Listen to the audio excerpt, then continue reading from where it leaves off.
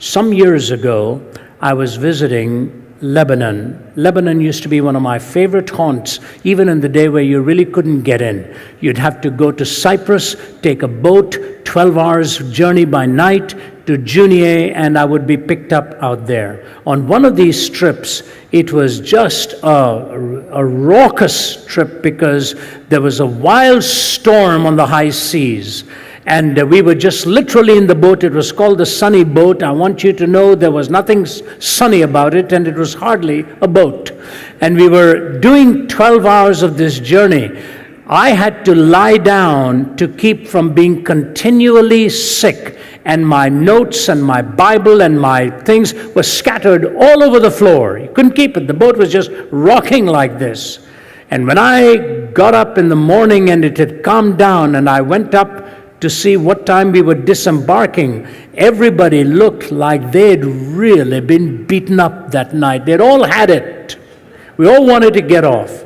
And so we got off that boat, and somehow I made it and started to have the meetings. And then the dreaded thing was I had to take that boat back to Cyprus. I was dreading this whole thing, but something happened. It's a long story. I won't go into details. They were not going to let me off the boat. They let everybody else off. They weren't going to let me off. And a big burly guy by the name of Antoine said, "Are you evangelical?" And I want to know what this boy is up to. He wasn't going to let me off. And then finally, when he looked at me, let me off the boat, I said, keep me here. I'll leave tomorrow and so on. And then he puts me into a taxi, and has a guy in the front seat with the barrel of a gun staring at me, and I'm sitting in the back seat. And Antoine is sitting next to me. And he said, "You haven't answered my question. Are you evangelical?" I said, "I thought I did. That's why I'm here." "Yes, I'm an evangelical. I'm here to speak." And then he reaches out, holds my hand, and he says, "I am too. Welcome to my country." I said, what was this all about? What is this all about? And then a long story, but they let me out, and my host was Sammy Dagger. If you've never been with Sammy Dagger this side of heaven, you have missed something. He's short as a teddy bear, but he's, pardon the analogy, is like a packet of dynamite. He doesn't even say good morning without expending more energy than I would in a sermon. "How are you, my brother?" And he gives you that big hug. Sammy knows no fear. And his wife is English. He's Lebanese, his wife is English. Her name is Joy. She needed to have that name to put up with this guy. And here's the story.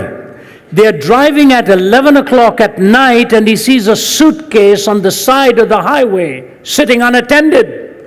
Only Sammy would think of getting off the car to check on it. He says, "Darling, there is a suitcase on the side of the road." She says, "Sammy, it's not ours." In any part of Lebanon, you don't check somebody else's suitcase on the side of the road unless you're Sammy. And he gets off and he pats it. He says, "Darling, it's full." She says, "Sammy, leave it alone." He says, "Somebody must have lost it." She said, "Obviously." He picks it up and puts it into their van. And she's having kittens heading back home while he's celebrating that he's found somebody's suitcase. He takes it into the house and she leaves the room. He opens it. You know what he sees there? Every square inch, money. Nobody ever has that experience and says, "Why me, Lord?" He dumps the money out and he sees a business card. And he looks at the telephone number, and it's about midnight. He phones and a voice picks it up. And Sammy says to him, "Are you Mr. So-and-so?" And he said, "Yes, why are you calling?" He says, "Have you lost anything?" That man is in pin drop silence. He says, "Have you found it?" He says, "Yes, on the side of the road." He says, "It's full of money." He says, "Yes, I was trying to leave the country, emptied my bank account, put it in a suitcase and tied it on the top of my car, and I'm heading to the airport, and it must have blown off. When I came back, I couldn't find it." Sammy says, I have it. And I don't think anything is missing. There's no room. It's full. The man is so shocked. He says, can I come? He said, no, it's curfew now. If I had any other plans for your suitcase, I wouldn't be calling you. He says, you come tomorrow morning. This is my address. Pick it up. So the guy comes the next morning, picks it up. He's stunned that a man has turned in this kind of money. So he dips in and he lifts this money and he says, you're a pastor? He says, yes. He says, give this to your church. Sammy says, I only take an offering like this on Sundays. You come to church on Sunday and you put it in your sack. So the guy comes to church and he puts that money in. He can't get over it.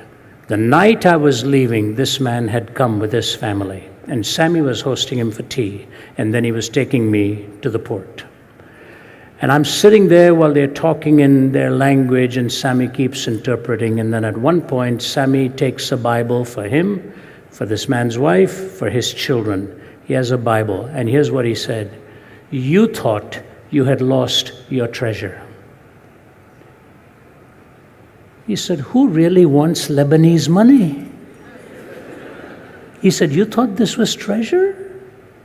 He said, I'll give you the treasure that moth will not devour, that thieves cannot break in to steal. And he gave every one of them a Bible. This man could not stop weeping, and the tears are running down his face.